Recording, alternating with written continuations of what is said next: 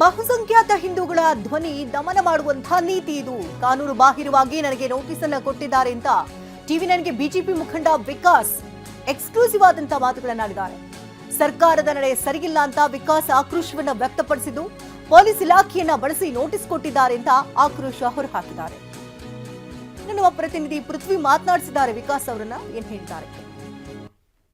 ರಾಜ್ಯಪಾಲರ ಅಂಕಿತ ಬೀಳದೇ ಇದ್ರು ಕೂಡ ಅದೇ ಒಂದು ಕಾಯ್ದೆ ಅಡಿಯಲ್ಲಿ ನೋಟಿಸ್ ನೀಡಿರುವಂಥ ಸದ್ಯಕ್ಕೆ TV9 ಜೊತೆ ಮಾತಾಡಲಿಕ್ಕೆ ಈಗ ವಿಕಾಸ್ ಪುತ್ತೂರ್ ಅವರು ಇದ್ದಾರೆ. ಸೊ ಅವ್ರನ್ನೇ ಮಾತಾಡ್ಸೋಣ. ವಿಕಾಸ್ ಪುತ್ತೂರ್, ಈಗ ನೋಟಿಸ್ ನೀಡಿದ್ದು ಯಾವಾಗ ನಿಮಗೆ, ಮತ್ತೆ ಈ ನೋಟಿಸಲ್ಲಿ ಈಗ ಏನೇನು ಹೇಳಿದ್ದಾರೆ? ನನ್ನ ಬಳಿಯಲ್ಲಿ ಒಂದು ನೋಟಿಸನ್ನು ಕೊಟ್ಟರು. ಆ ನೋಟಿಸನ್ನು ಕೊಟ್ಟ ನಂತರ ನಾನು ಅದನ್ನು ಓದಿದೆ. ಆ ಓದಿದಂಥ ಸಂದರ್ಭದಲ್ಲಿ ಅದರಲ್ಲಿರುವ 4 ಅಂಶಗಳಿತ್ತು. ಆ 4ನೇ ಅಂಶದಲ್ಲಿ ದ್ವೇಷ ಭಾಷಣ ಮಸೂದೆ 2025 ಉಲ್ಲಂಘನೆ ಮಾಡಿದರೆ ನಾವು ನಿಮ್ಮ ಮೇಲೆ ಕ್ರಮ ಕೈಗೊಳ್ಳುತ್ತೇವೆ ಅನ್ನುವಂಥ ಅಂಶ ಉಲ್ಲೇಖ ಆಗಿದೆ. ನಾನು ಕಾರ್ಯಕ್ರಮ ಮುಗಿಲಿ ಅಂತ ಹೇಳಿ ನಾನೇನು ಮಾತಾಡಲಿಲ್ಲ. ಅವರು ಕೊಟ್ಟಂಥ ನೋಟಿಸನ್ನು ಸ್ವೀಕಾರ ಮಾಡಿದೆ. ತದನಂತರ ನಾನು ಅದನ್ನೆಲ್ಲ ಗಮನಿಸಿದಾಗ ಕರ್ನಾಟಕದ ವಿಧಾನಸಭೆಯಲ್ಲಿ ಕಾಂಗ್ರೆಸ್ನ ಶಾಸಕರು, ಕಾಂಗ್ರೆಸ್ ಸರ್ಕಾರ ಅದನ್ನು ಮುಂದಕ್ಕೆ ಕಳಿಸಿದೆ. ಆದರೆ ಇವತ್ತು ಅದು ಜಾರಿಯಾಗಿಲ್ಲ. ರಾಜ್ಯಪಾಲರ ಕಚೇರಿಯಲ್ಲಿ ಅದಕ್ಕೆ ಅನುಮೋದನೆ ಸಿಕ್ಕಲಿಲ್ಲ.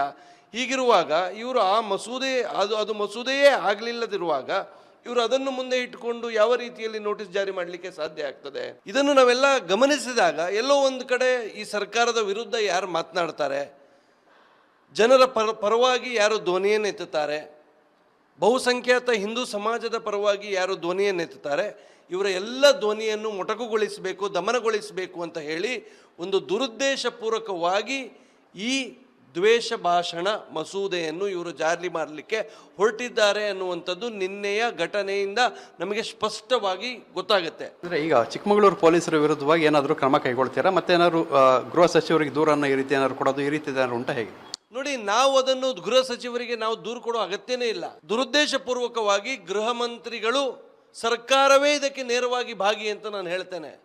ಪೊಲೀಸ್ ಇಲಾಖೆಯವರಿಗೆ ಸರ್ಕಾರದ ಸೂಚನೆ ಇಲ್ಲದವರೇನಾದರೂ ಮಾಡಲಿಕ್ಕೆ ಸಾಧ್ಯ ಉಂಟಾ?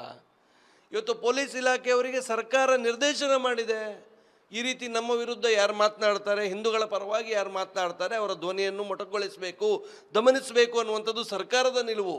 ಅವರು ಪೊಲೀಸರನ್ನು ಬಳಸಿಕೊಂಡು ಇವತ್ತು ಈ ಕೆಲಸವನ್ನು ಮಾಡ್ತಾ ಇದ್ದಾರೆ. ಆದ ಕಾರಣ ನಾವು ಸರ್ಕಾರದ ವಿರುದ್ಧವೇ ನಮ್ಮ ಹೋರಾಟ ನಡೀಲಿಕ್ಕಿದೆ. ಈಗ ನೋಟಿಸ್ ನಿಮಗೆ ಕೊಡಲಿಕ್ಕೆ ಕಾರಣ ಏನು ಅಂತ? ಈಗ ನಿನ್ನೆ ದಿಕ್ಸೂಚಿ ಭಾಷಣ ಇತ್ತು, ಮತ್ತೆ ನಿಮ್ಮ ಮೇಲೆ ಏನಾದ್ರು ಈ ಹಿಂದೆ ಈ ರೀತಿ ಅಂದರೆ ದ್ವೇಷ ಭಾಷಣ ಮಾಡಿರೋಂಥ ವಿಚಾರ ಸಂಬಂಧಪಟ್ಟಂಗೆ ಏನಾದರೂ ಪ್ರಕರಣಗಳು ದಾಖಲಾಗಿದೆಯಾ ಹೇಗೆ? ನೋಡಿ, ಕಳೆದ 3 ತಿಂಗಳಲ್ಲಿ ನನ್ನ ಮೇಲೆ ಹಲವಾರು ಪ್ರಕರಣಗಳನ್ನು ಇವರು ಇದೇ ರೀತಿ ಯಾವುದೇ ಸಾಕ್ಷಿ ಆಧಾರಗಳಿಲ್ಲದೆ ದಾಖಲು ಮಾಡಿರುವಂಥದ್ದಿದೆ. ಇದು ಕೂಡ ಅದರ ಒಂದು ಭಾಗ. ಯಾರು ಈ ಸರ್ಕಾರದ ನೀತಿಗಳ ವಿರುದ್ಧ, ಜನವಿರೋಧಿ ನೀತಿಗಳ ವಿರುದ್ಧ ಮಾತನಾಡ್ತಾರೆ, ಹಿಂದೂ ವಿರೋಧಿ ನೀತಿಗಳ ವಿರುದ್ಧ ಮಾತನಾಡ್ತಾರೆ, ಅವರನ್ನು ದಮನ ಮಾಡಬೇಕು ಅನ್ನುವಂಥದ್ದು ಇವರ ಒಂದು ಷಡ್ಯಂತ್ರ. ಸೊ ಇದು ನಡೀತಲೇ ಬರ್ತಾ ಇದೆ. ಇನ್ನು ಮುಂದಕ್ಕೂ ಕೂಡ ಇವರು ನಡೆಸಲಿಕ್ಕೆ ಪ್ರಾರಂಭ ಮಾಡಿದರೆ, ಇದನ್ನು ಮುಂದುವರಿಸಿದರೆ ನಾವು ಸುಮ್ಮನೆ ನಿಲ್ಲುವ ಪ್ರಶ್ನೆ ಇಲ್ಲ. ಸೊ ಇದಿಷ್ಟು ವಿಕಾಸ್ ಪುತ್ತೂರ್ ಅವರು ಹೇಳ್ತಾ ಇರುವಂಥದ್ದು. ಕ್ಯಾಮ್ರಾಮನ್ ವಿಲ್ಫ್ರೆಡ್ ಜೊತೆ ಪೃಥ್ವಿರಾಜ್ ಬೊಮ್ಮನಕೆರೆ, TV9 ಮಂಗಳೂರು.